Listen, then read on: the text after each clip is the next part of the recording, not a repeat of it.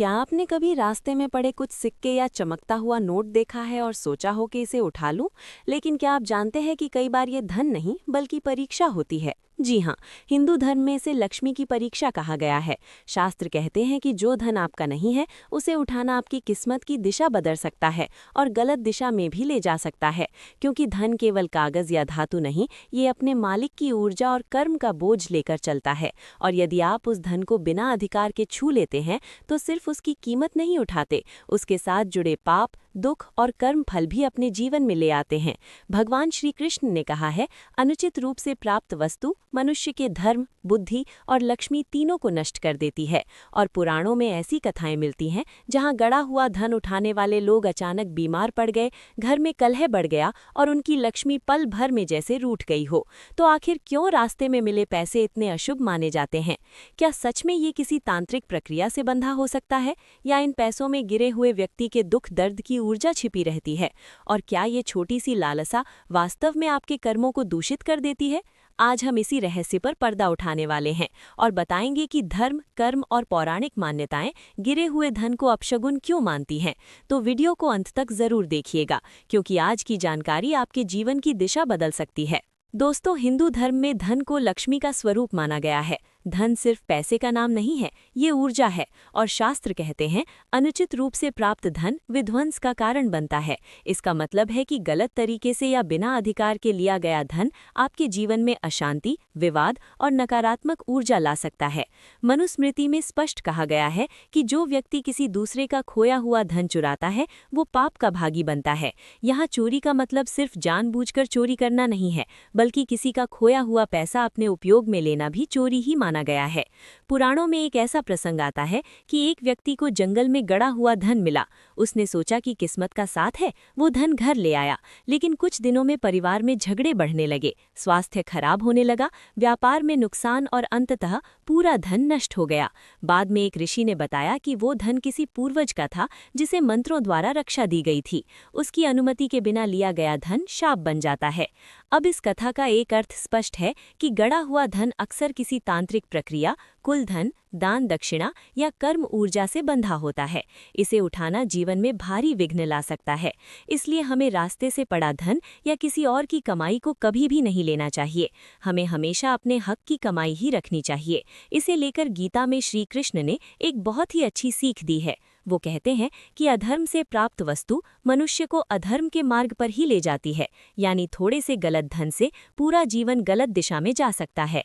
इसलिए हमें कभी भी गिरा हुआ धन नहीं उठाना चाहिए, क्योंकि ये धन किसी और की मेहनत का है। इसे उठाना कर्म नहीं, चोरी है।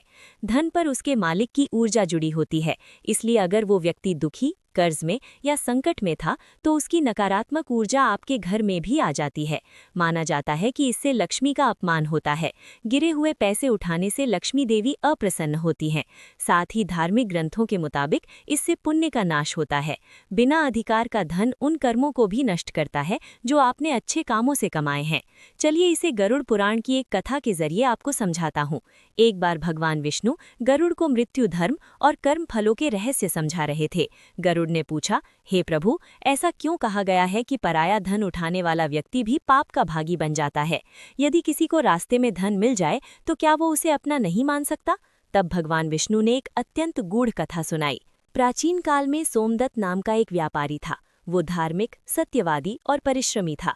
एक दिन वो जंगल के रास्ते से गुजर रहा था कि अचानक उसने देखा एक थैली में सोने के सिक्के पड़े थे।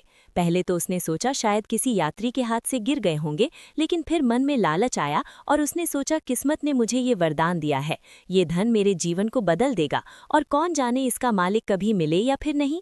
उसने थैली उठाई और घर चला गया। धन घर आते ही विपरीत घटनाएं शुरू हुईं।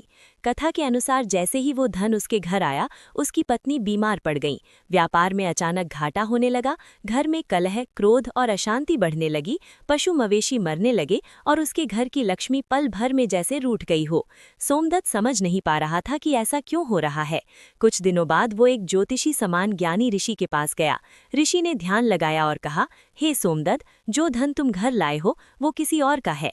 वो उसके कर्म फल, दुख और पीड़ा से बंधा हुआ है। पराया पराया धन उठाकर तुमने उस व्यक्ति के दुर्भाग्य और पापों को अपने घर में बुला लिया है। ये धन तुम्हारे घर का भाग्य नहीं, अशुभ कर्मों का भार लेकर आया है। सोमदत्त घबरा गया और बोला, गुरुदेव, मैं क्या करूं? ऋषि बोले, उस धन को उसके मालिक को लौटा दो, या यदि वो ना मिले तो उसे दान कर दो, क्योंकि पराया धन चाहे गिरे हुए पैसे ही क्यों ना हो, अधर्म से प्राप्त माना ही जाता है। सोमदत्त ने दूसरे ही दिन उस धन को गांव के मंदिर और गरीबों को दान कर दिया। कथा में कहा गया है कि इसके बाद से उसकी पत्नी की बीमारी दूर होने लगी, व्यापार फिर से फलने फूलने लगा, घर में शांति लौट आई, मानो जैसे लक्ष्मी जी का पुनर्वास हो गया हो। भगवान विष्णु ने गरुड़ से आगे कहा, हे गरुड़, ध्यान रखना, गिरे हुए धन को उठाना छोटा पाप नहीं। वो धन जिस व्यक्ति से छूटता है, उसके कर्म, भाग्य, दुख और पाप भी उसी के साथ जुड़ते चले जाते हैं। जो व्यक्ति उसे उठा लेता है, वो उन पापों का भागी बन जाता है।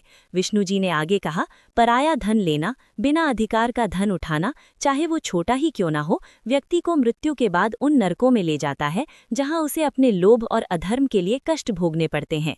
गरुड़ पुराण में किसी का धन लेना कठोर पाप की श्रेणी में रखा गया है। इसलिए आपको कभी भी किसी से अनुचित पैसे नहीं लेने चाहिए, और यदि कभी आपको रास्ते में पैसे गिरे दिखें तो उसे वहीं छोड़ दें, या उसके मालिक को वहीं आसपास ढूंढकर उसे लौटा दें, या फिर किसी मंदिर में या किसी जरूरतमंद को दान कर दें।